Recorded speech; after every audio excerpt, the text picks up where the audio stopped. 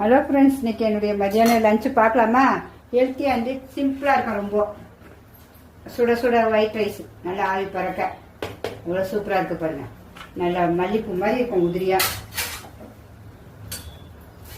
அடுத்தது எப்பவும் போல ரசம் தான். திட்டாதீங்க, ஏன்னா ஹெவியாக சாப்பிடும்போது ரசம் தான் உடம்புக்கு ஆரோக்கியம்.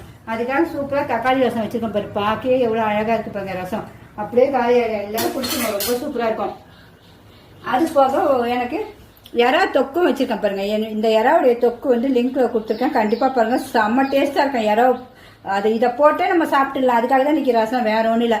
உங்களுக்கு பிடிச்சிருந்தா கண்டிப்பாக ஒரு லைக் பண்ணுங்க. எத்தனை பேர் நீங்கள் இப்படி எறா தொக்கு செய்வீங்கன்னு சொல்லுங்க. அடுத்தது இது போக எறாவை சும்மா வறுத்து வச்சிருக்கேன் பாருங்க. சிக்கன் 65 மாதிரி வறுத்து வச்சிருக்கேன். ஒரு முட்டை கட் பண்ணி வச்சிருக்கேன் பெப்பர் போட்டு, எனக்கு வேணும்னா சாப்பிட்றதுக்காக. இது லெமன் வந்து இதில் நம்ம புழிஞ்சு சாப்பிட்டா சூப்பராக இருக்கும், நம்ம ஹோட்டலில் கொடுக்குற மாதிரி. அடுத்தது நம்ம சிக்கன் எப்பவும் பொரிக்கிற சிக்கனும் எண்ணெய் இல்லாமல் செஞ்சு வச்சுருக்கேன் பாருங்கள். எவ்வளோ சூப்பராக இருக்குது பாருங்கள் நமக்கு. அடுத்தது எல்லா போக காய்கறி கண்டிப்பாக வேணும். அதுக்கு நமக்கு பீன்ஸு முட்டை போட்டு சூப்பராக ஒரு பீன்ஸ் பொரியெலாம் வச்சுருக்கேன்.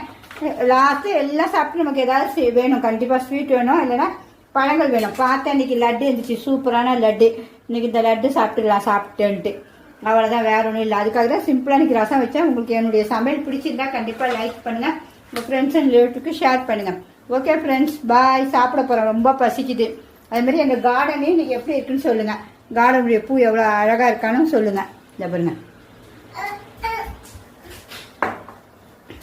ஓகே, பாய்.